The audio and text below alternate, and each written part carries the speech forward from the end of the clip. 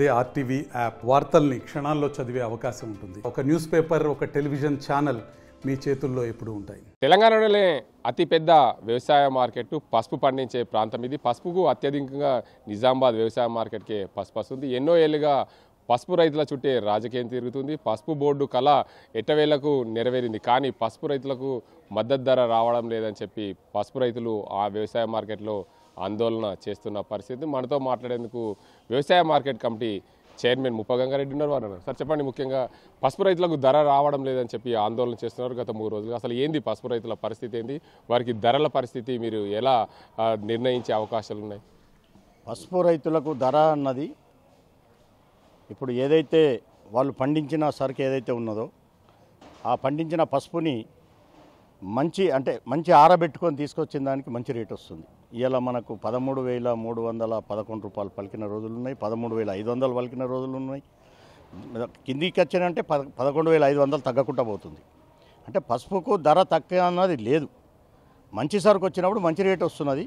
అందులో కొంచెం నాణ్యత తక్కువ ఉండి అది కొంచెం కొన్ని డ్యామేజ్ అయ్యి అటువంటి సరుకు కొంచెం ధర తగ్గుతున్నది.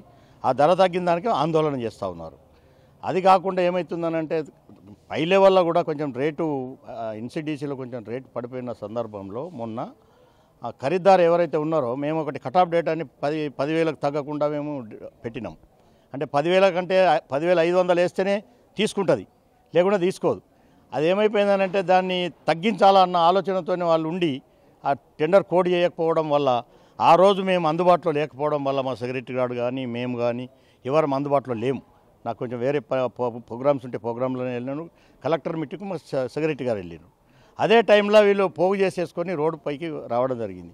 అది వెంటనే తెలుసుకొని మళ్ళీ వెంటనే నేను జేసీ గారికి ఫోన్ చేసుకొని జేసీ గారిని పిలిపించుకొని జేసీ గారి సమక్షంలో రైతుల సమక్షంలో వాళ్ళు చెప్పిన విధంగానే రేట్ కోడ్ చేసి నిన్న ఆ రేటు ఏదైతే 9,500 వాళ్ళు చేసినరో 9,500 చేసిన దానికి నిన్న 11,000 కూడా అమ్మింది.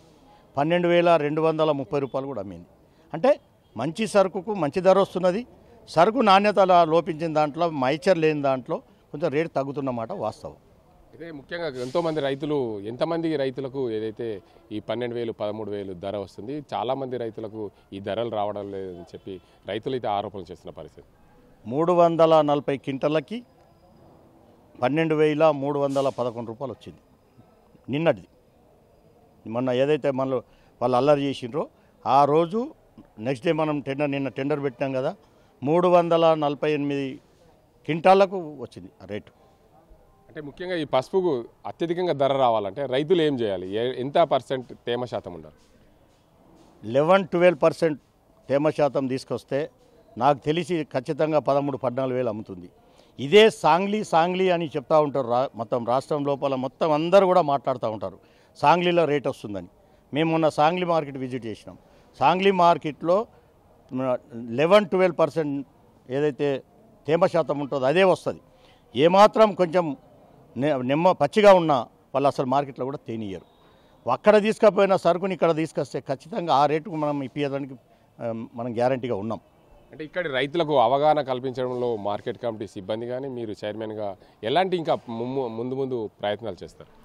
పసుపు రాకముందే 1 మంత్ ప్రతి గ్రామంలో దండోర చేయించడం కానీ, మా పోస్టర్లు ఇవ్వడం కానీ, రైతుల దగ్గరకు పోయి అవగాహన కల్పించడం కానీ, మా సిబ్బందిని నేను 5 వెహికల్స్ పెట్టి మన ఇప్పుడు జగిత్యాల, కరీంనగర్ అక్కడి వరకు కూడా చేసి అవగాహన చేయించడం కూడా జరిగింది.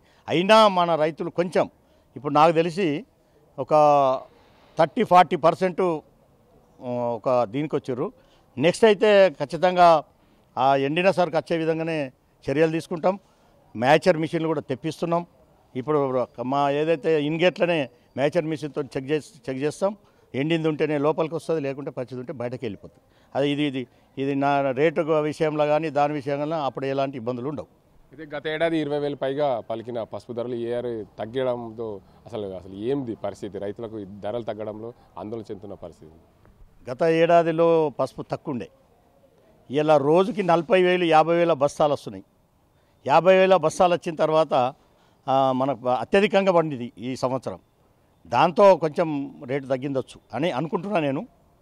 లాస్ట్ ఇయర్ నేను లేను కాబట్టి నాకు తెలియదు. ఇప్పుడు నేను కొత్తగా ఉన్నా కనుక ఆ లాస్ట్ ఇయర్లో కొంచెం తక్కువ ఉండే రేటు బాగా వచ్చిందన్నది తెలుసుకున్నా. అయితే ఎన్నికల సమయంలో ముఖ్యమంత్రి రేవంత్ రెడ్డి పసుపు రైతులకు ఏదైతే క్వింటాలకు అదనంగా బోనస్ ఇస్తామన్నారు, మీరు అక్కడ వరకు ఏమన్నా రిఫర్ చేస్తే అవకాశం లేదు? రేవంత్ రెడ్డి గారు బోనస్ అన్నది కాదు కానీ 12,000 రూపాయలకు కొనిపిస్తామని అన్నారు. 12,000 కొనిపిస్తామనంటే ఇప్పుడు 13,000, 11,500 దగ్గర ఉంది కదా, ఉన్నదా లేదా? ఇప్పుడు రేవంత్ రెడ్డి గారు చెప్పిన మాట నిలుపుకుంటున్నామా లేదా? కాంగ్రెస్ పార్టీ చెప్పిన మాట తప్పకుంటుంటుంది. ప్రజల పార్టీ, రైతుల కోసం సేవ చేసే పార్టీ. రైతులంటేనే కాంగ్రెస్ పార్టీకి ఎంతో ప్రేమ. మొత్తానికి చూసుకోవచ్చు, పసుపు రైతులు ఆందోళన చెందాల్సిన అవసరం లేదు. ఈ ఏడాది అయితే పసుపుకు అత్యధికంగా మొన్న జరిగిన ధర్నా రోజు 3,000 క్వింటాలకు ఏదైతే ధర వచ్చింది, దానివల్ల రైతులు ఆందోళన చెందాల్సిన అవసరం.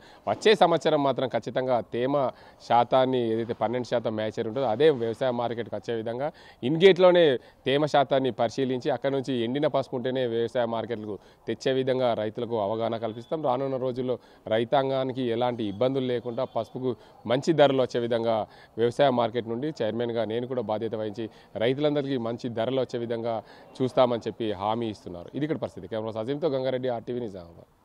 మరిన్ని వీడియోస్ కోసం ఛానల్ ని సబ్స్క్రైబ్ చేయండి. లేటెస్ట్ అప్డేట్స్ కోసం వాట్సాప్ ఛానల్ ని ఫాలో చేయండి. అండ్ లింక్ డిస్క్రిప్షన్ లో ఉంది.